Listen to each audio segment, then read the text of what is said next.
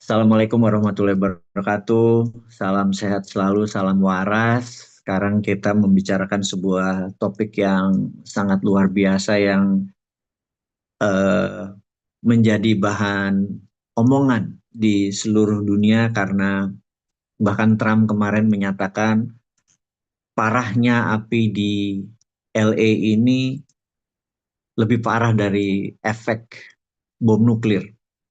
Jadi itu komentar Trump.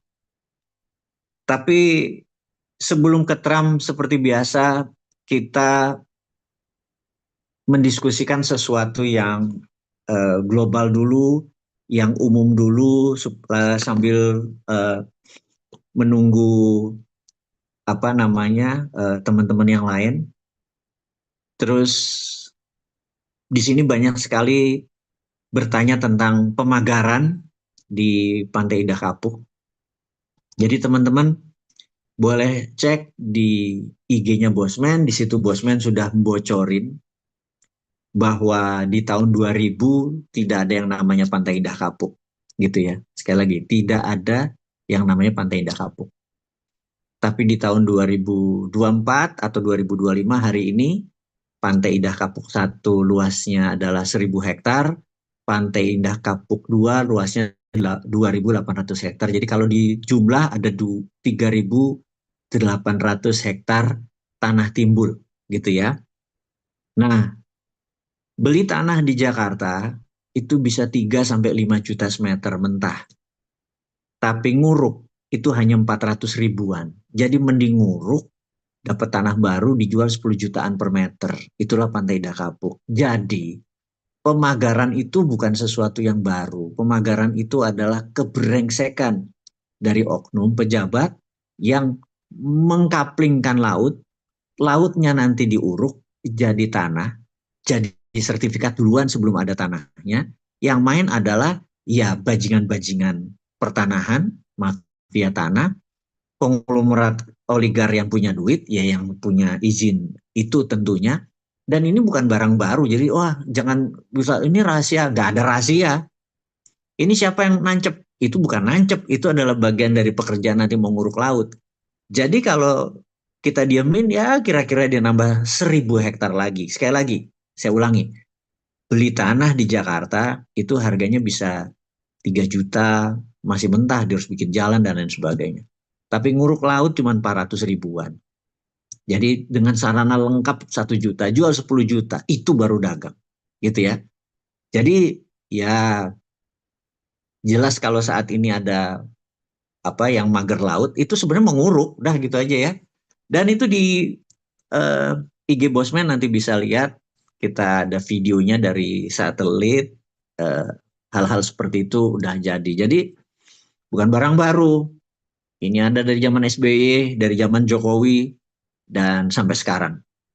Ini adalah eh, iya cara oligar bikin duit gitu ya. Dan Anda harus belajar banyak daripada bebasin masyarakat, mereka lebih baik nguruk laut. Nah, kebayang ya.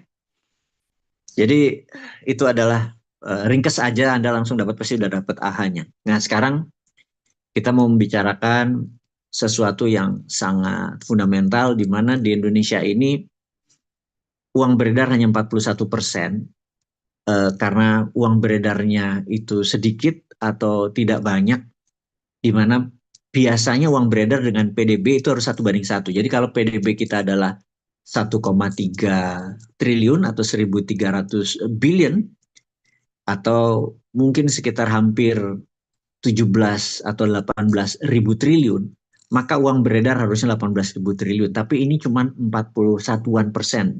Jadi tight money, si Ibu Mega Bintang ini memang memilih tight money, tapi tight money ini dia memberikan citra bahwa diri dia bagus karena inflasinya rendah, ada growth, tapi kita sebenarnya tidak bisa bergerak, dan yang parah lagi apa-apa kita dipajakin gitu ya.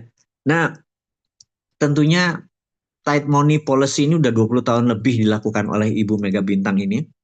Saya berharap dia diganti, terus diganti orang yang lebih progresif gitu ya, yang up to date dengan zaman. Tetapi aku nggak ngerti sampai saat ini Aduh, apa yang dipikirkan Pak Prabowo gitu ya. Saya cuma berharap Pak Prabowo dapat pencerahan untuk mengganti satu orang ini. Dia bukan satu-satunya orang paling pinter di Indonesia.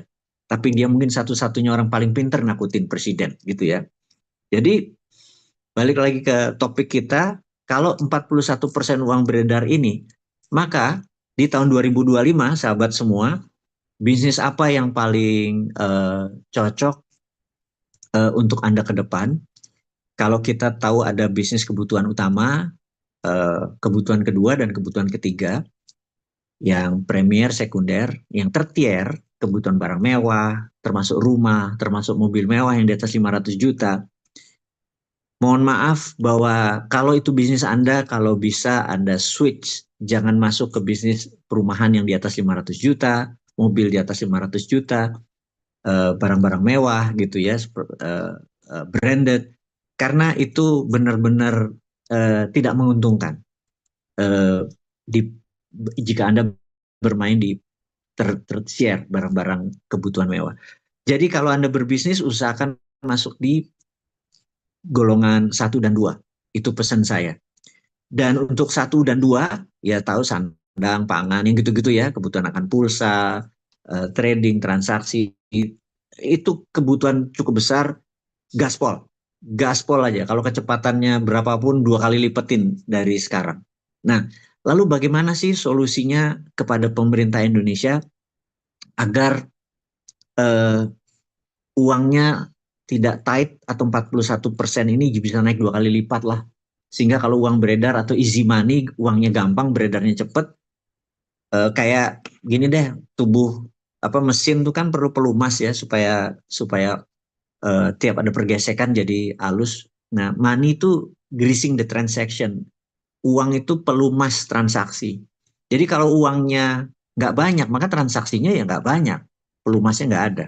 Nah, saya mengusulkan sekali lagi, kita tahu New Mind ini konsepnya simple, salah satunya ada SWF, Sovereign Wealth Fund. Nah, teman-teman berkali-kali kita menyatakan Sovereign Wealth Fund itu apa, itu ya. Jadi Sovereign Wealth Fund itu di Indonesia pernah di zaman Pak Ibnu Sutowo sebagai pemimpin tertinggi dari Pertamina waktu itu, dia diberi teritori namanya Kuda Laut, PT Kuda Laut. PT Kuda Laut ini adalah BUMNK, Badan Usaha Milik Negara Khusus, yang sekarang menjadi SKK Migas, Satuan Kerja Khusus Migas. Dan ini adalah operating body, diberikan SWF, sebuah konsesi eh, tambang crude oil, kemudian dia forward, dan uang yang hasil pembelian eh, kontrak future tadi atau barang yang dibelikan nanti itu dibuat 2 perusahaan, satu pupuk kimia Gresik, yang kedua adalah Krakatau Steel di Cilegon. Jadi untuk membangun Cilegon dan membangun pupuk kimia Gresik nggak pakai utang, tapi pakai SWF gitu ya, pakai Sovereign Wealth Fund yang di forward. Nah, kemudian SWF ini di tahun 2019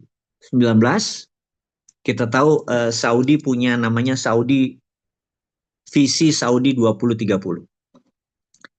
Jadi sewaktu seorang anak muda yang namanya MBS Muhammad bin Salman diangkat sebagai putra mahkota, sebenarnya agak sedikit drama sih. Dia agak sedikit kudeta. Sebenarnya harusnya bukan dia, tapi dia melakukan kudeta. 400 saudaranya dia tahan di hotel semua sampai menandatangani bahwa dia adalah putra mahkota. Cukup sangar ini anak. 33 tahun tapi penuh visi gitu ya.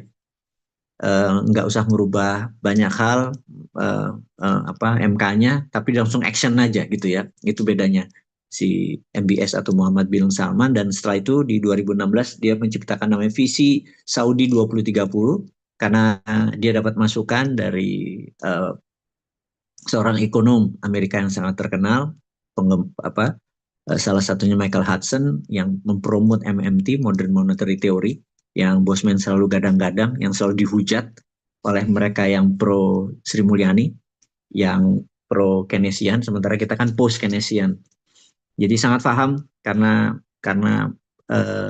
pemahamannya kita post. Nah, Di situ diingatkan bahwa Saudi ini paling sampai 2050 cadangan minyaknya. Selain cadangan minyaknya itu terbatas, juga harganya akan turun terus. Maka visi 2030 adalah merubah corporate action kalau di perusahaan atau country action dari petrodolar atau negara penghasil petrol, eh, minyak dijadiin dolar, menjadi eh, jasa dan service country, lifestyle and service country. Jadi dia membangun properti karena yang disebut aset Saudi yang paling besar adalah Ka'bah dan Mekah. Selama masih ada agama Islam, yang sampai akhir zaman juga pasti ada, selama pertumbuhan agama Islam terus banyak, maka fasilitas Masjidil Haram yang baru 2 jutaan itu dalam satu masa akan dibuat menjadi 5 juta, umroh akan dinaikkan menjadi 10 kali lipat. Untuk itu properti-propertinya dibangun dengan sangat cepat. Dia merubah corporate action, atau kalau perusahaan sekali lagi, dia merubah aksi dari negaranya. Dan apa yang dilakukan Aramco itu asetnya nilainya hampir 2,5 triliun atau 3 kali lipat dari APBN, dari PDB Indonesia. Dia forward, dia ambil ke muka 1 triliun dolar, dan 1 triliun dolar dengan Aramco-nya ini. Jadi minyaknya di forward, diambil sekarang, tidak berhutang. Itulah cara berbisnis yang elegan, mengelola negara tanpa hutang. Di forward ambil 1 triliun ini. Nah, dengan uang 1 triliun itu dia membangun Noam, apalagi itu namanya, macam-macam dia bangun dengan menarget sampai 10 juta populasi tinggal, dan tamu Allah bisa sampai 10 juta dalam satu masa. Ini sebuah rencana gila yang akan dia bangun sampai 2030. Itu yang disebut menggunakan SWF atau Sovereign Wealth Fund. Nah, saya berharap saya bertemu dengan senior saya, Profesor Irwandi. Kebetulan dia dulu lama di staf khusus Kementerian SDM.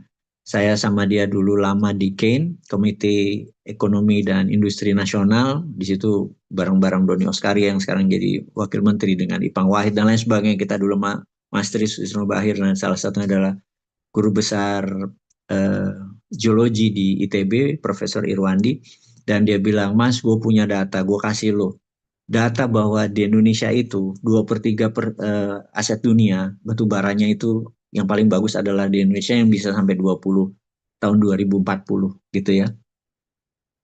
Dan ini ada datanya. Terus saya bilang, Pak, gue boleh usul nggak?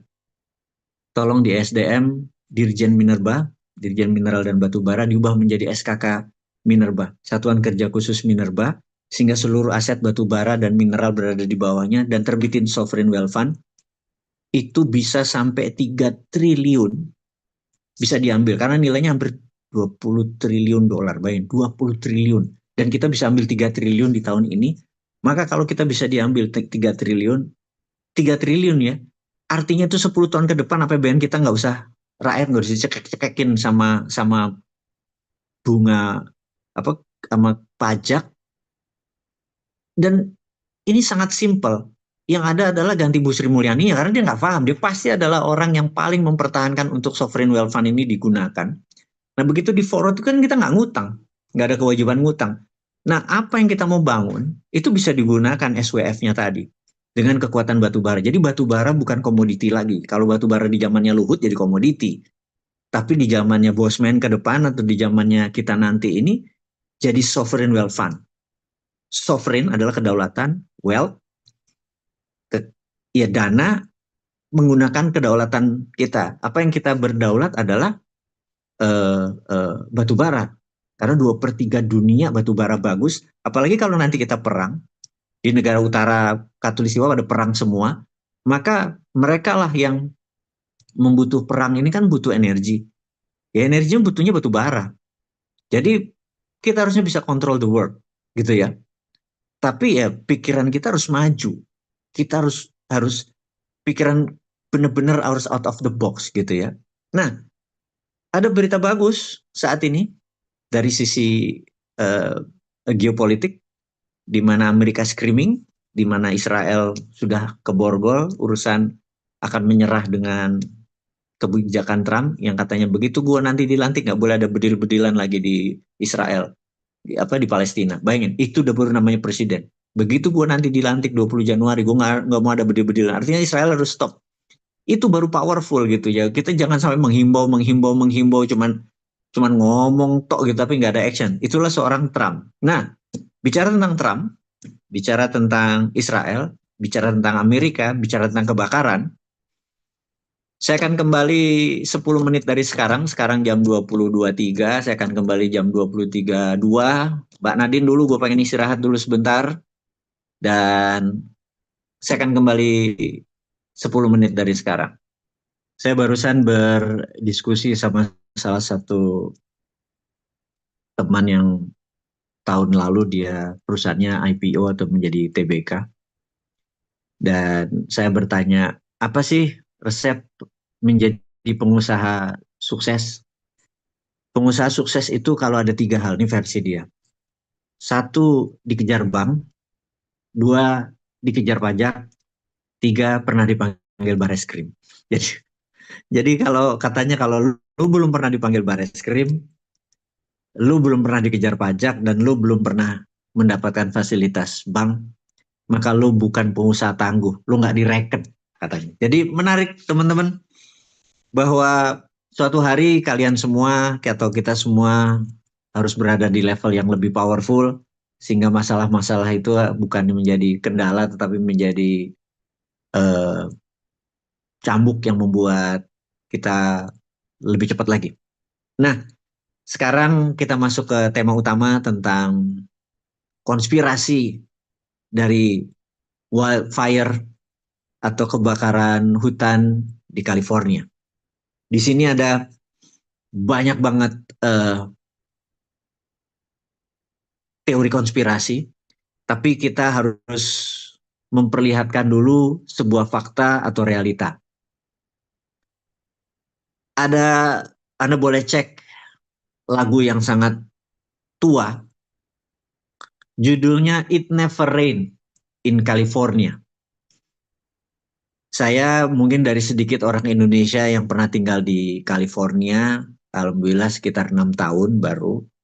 Saya tahu sekali habit California, and ada sebuah kata-kata benar saya bisa terima adalah komen it never rain in California. Jadi California itu nggak pernah hujan atau jarang sekali hujan. Tapi di California itu ada namanya foggy atau kabut. Pagi itu selalu kabut atau malam kabutnya gede sekali, dan kabut itu membawa air. Jadi bukan hujan, kabut gitu ya. Jadi foggy city itu adalah San Francisco misalnya. Jadi pagi di LA segala macam itu. Nah, California itu dapat pengairannya tuh dari fog, dari kabut gitu ya, atau awan yang berada di rendah sekali. Nah, dalam 2 tahun terakhir, bahkan tepatnya 1 tahun terakhir, 8 bulan Southern California, dalam hal ini wilayah LA dan selatannya, itu sangat kering atau tidak pernah hujan. Dan winter kali ini, musim dingin kali ini sangat menarik karena humiditasnya itu hanya 10%, sangat kering gitu ya. Bahkan di Saudi aja di atas 40% gitu ya. Kalau di Indonesia humiditasnya di atas 90. 10% sangat kering. Jadi semua barang itu sangat ringkih untuk terbakar. Dan di California kebakaran hutan itu bukan terjadi sekali, udah terlalu sering karena ringkihnya terutama 20 tahun terakhir. Terutama tepatnya 3 tahun terakhir yang hujannya berkurang. Dan apa namanya? Eh, 8 bulan terakhir tidak hujan dan ditambah humiditas yang sangat rendah, 10% saja. Bayangin itu kering sekali. Jadi Anda kalau di sana ya kemana-mana bawa lip gloss, kemana-mana bawa minuman karena dry, tubuh Anda bisa kering gitu ya. Kalau apa bisa dehidrasi. Jadi kemana-mana orang tuh bukan minum 2 liter lagi, haus sekali bawaannya kalau di daerah seperti itu. Nah, ini yang menarik. Kemudian ada api. Udah gitu aja dulu ya, sebuah fakta, ada api gitu. Api ini toto muncul di sini, muncul di sini, muncul di sini. Jadi munculnya tuh bukan di satu tempat gitu ya. Dan Di tanggal 7 adalah peristiwa pertama kali. Jadi tanggal 7 itu sekitar 2000 acre gitu ya. Terus meluas lagi tanggal 8-nya sampai 15.000 acre. Jadi kalau 15.000 acre berapa ya? Coba 15.000 acre berapa hektar? Iya, acre. 15.000. Sebentar teman-teman. 15.000 acre. Coba di Google kan ada 15.000 acre berapa hektar? 8.000 ya? Mm-mm. Sebentar teman-teman. Biar berapa? Sini sini kalau itu gue ini. Ya, 15 juta. Hmm? Ini.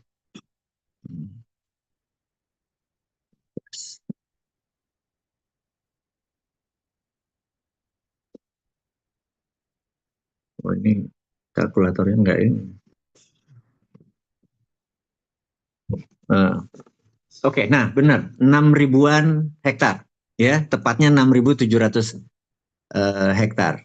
Nah, Anda tahu nggak sih 6 ini di hari kedua ya, tanggal 7 Januari itu masih 2.000-an, kemudian tanggal 8 itu 15.000 hektar. Coba bayangin ya. Sorry, 15.000 acre. 15.000 acre itu adalah sekitar 6.000 hektar. Sekarang Anda mau ngebayangin 6.000 hektar itu berapa gede sih Bosman gitu ya. Anda tahu tadi saya bilang Pantai Indah Kapuk itu yang Pantai Indah Kapuk itu 1.000, Pantai Indah Kapuk 2 itu adalah 2.800. Jadi 3.800. Ini 6.000 berarti lebih besar dari itu. Oke. Eh, Bintaro itu 1.000 hektar. BSD itu 6.000 hektar. Berarti 15.000 acre di hari kedua itu kebakar antara Bintaro dan ya satu Bintaro, satu BSD kebakar semua gitu ya. Anda bayangin satu BSD atau sopo sih di sini yang arek Surabaya dari eh, Pakuwon, no dari 6.000 hektar itu kira-kira dari Tunjungan Plaza ke Pakuwon mungkin sampai Citraland ya. Ini kalau orang Surabaya pasti kebayang gitu ya. Kalau Anda di Kelapa Gading, kira-kira dari Kelapa Gading sampai Monas, sampai Peak, itu 6.000 gitu ya. Nah, ini biar Anda kebayang gitu ya. Jadi 6.000 itu seperti apa itu dalam 2 hari. Nah, di hari berikutnya, tanggal 9, itu naik lagi menjadi 19.000 eh, acres, kemudian naik lagi tanggal 10-nya 22 acre, ini 1.000 acre, dan terakhir, data terakhir adalah 40.000 acre atau hampir 16.000 hektar. Itu adalah sebesar Jakarta Selatan atau sepertiganya Surabaya. Atau kalau Singapura ini seperlimanya, 20%-nya Singapura gitu ya. Itu adalah lokasi yang terbakar dan berita buruknya sampai saat ini Lamongan lewat, Lamongan mengecil. Sampai saat ini api itu belum selesai. Masih muncul terus, muncul terus, muncul terus, muncul terus gitu ya. Sehingga Anda bisa bayangkan betapa frustrasinya. Terus kenapa bisa muncul? Padahal sudah 14.000 firefighters, 84 eh, pemadam kapal yang cuma turun 5 menit naik lagi, turun ambil sungai naik lagi, 84 biji gitu ya. Terus ada 1.300 mobil pemadam kebakaran dan ada banyak fire hydrant di mungkin setiap 1 kilometer ada satu fire hydrant. Dan apa yang terjadi? 90% fire hydrant nggak ada airnya. Gitu. Anda bisa bayangin, Los Angeles adalah City of Hollywood tepatnya.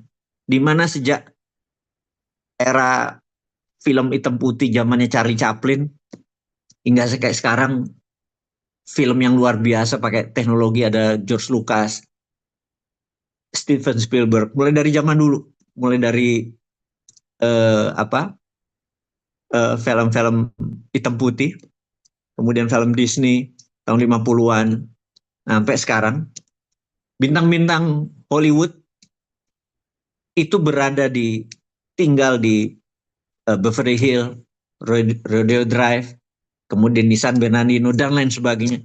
Itu adalah orang-orang yang bilioner dan milioner.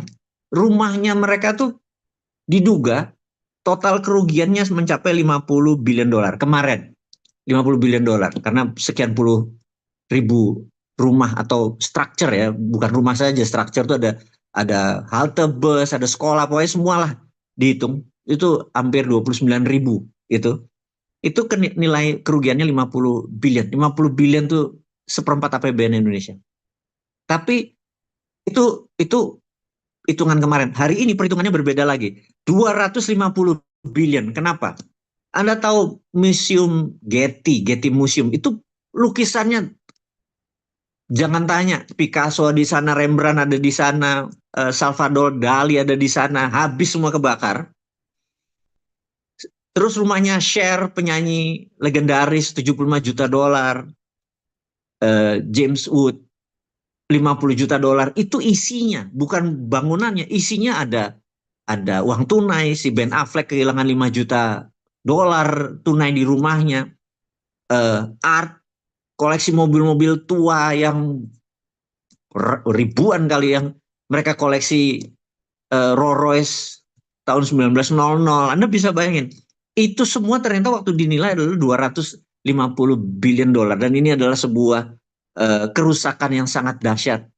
Kerusakan dahsyat itu memang mungkin ini karma atau hisab di bumi, karena apa yang Amerika lakukan terhadap dunia ini memang parah sekali.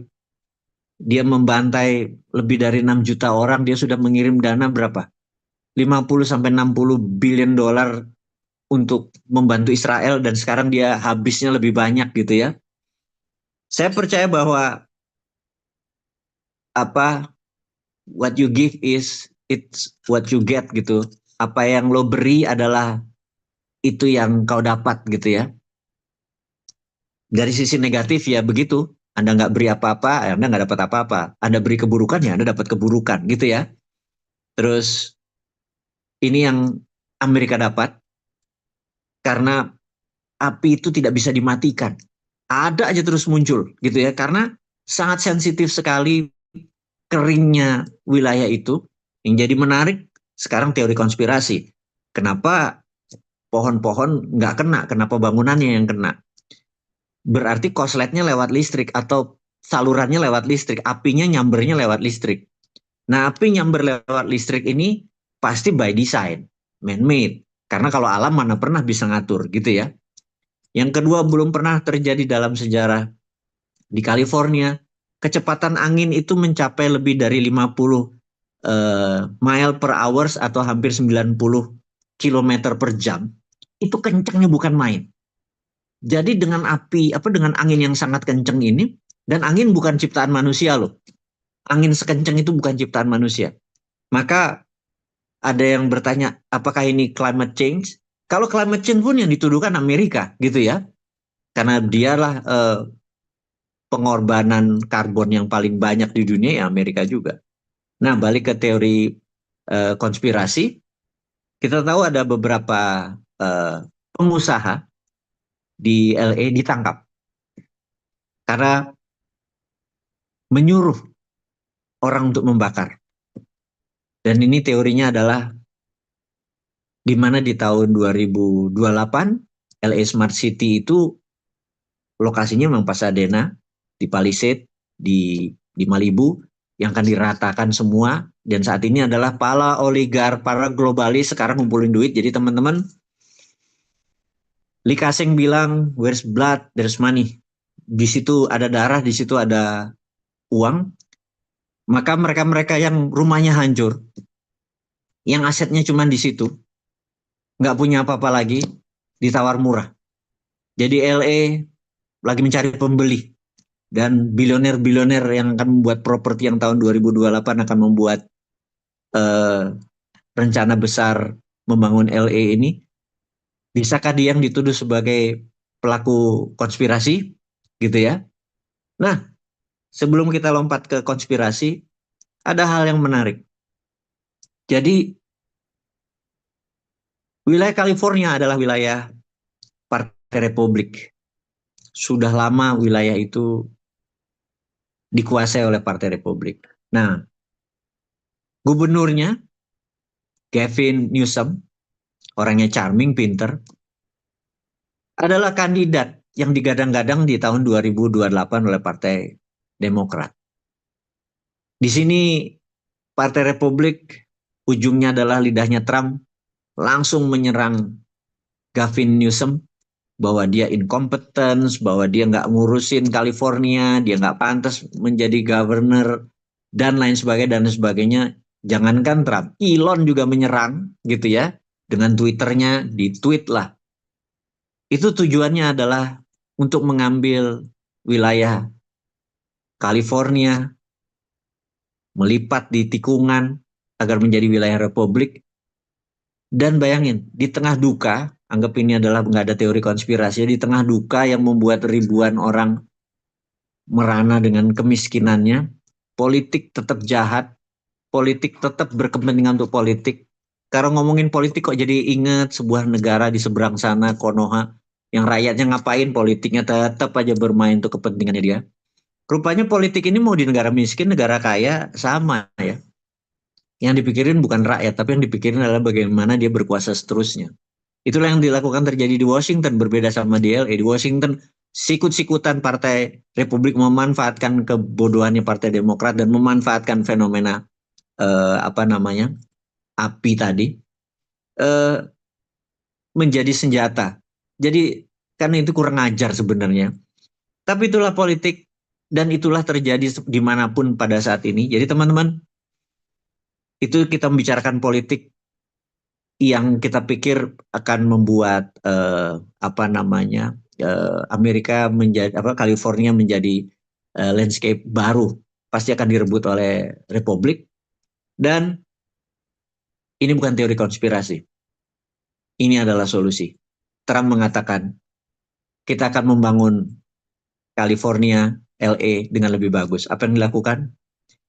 Jadi membakar ini adalah bagian dari, karena Amerika ini sudah oversupply eh, dalam hal printing money, udah kebanyakan. Tidak ada proyek lagi di Amerika tuh, tidak ada proyek besar lagi gitu. Jadi mereka jangan kaget kalau nanti kita ke sana di tahun 2028, LA Smart City jadi, semua orang yang punya tanah nanti akan menjadi tajir juga, dibeli dengan harga mahal, tidak murah. Kalau gitu kita sekarang aja yang beli murah. Itu nanti printing money akan dilakukan karena ada underlayingnya. Ada underlayingnya, yaitu membangun LA. Mungkin underlayingnya bisa 250 billion dia ngeprintnya. Bagi Amerika nggak ada apa-apa. Dan dia nggak pernah bayar utang kok. Jadi ini adalah untuk meng-create project. Dan lokasi yang the best adalah ya California, ya LA tadi. Gitu. Jadi di tengah kedukaan seperti begini, Washington siap-siap panen lagi, akan printing money lagi. Yang untung adalah elit-elit di atas, globalis lagi. Itulah kekejamannya politik kapitalis, yang bukan prinsip Indonesia yang keadilan sosial bagi seluruh rakyat Indonesia, yang kita cukup sosialis di satu sisi, kapitalis pun kapitalis akar rumput. Jadi teman-teman, bisa dibayangkan kalau tadi saya cerita SWF bahwa kita tidak perlu berhutang, kita menjaminkan dengan aset kita di forward. Yang kedua adalah proyek kita sebanyak-banyaknya, berbeda dengan Amerika. Karena mereka harus menciptakan proyek. Kalau kita proyeknya demikian banyak, tapi duitnya nggak ada karena takut sama Amerika. Toh sekarang sudah join BRIC, kenapa masih takut sama Amerika? Yuk kita printing money, dan supaya teman-teman nanti waktu join di kelasnya CEO Mastermind, duitnya sudah cukup ada karena Anda udah punya project sebagai underlayingnya. Saya rasa itu dulu dari saya. Terima kasih, salam sehat, mohon pamit. Wassalamualaikum warahmatullahi wabarakatuh.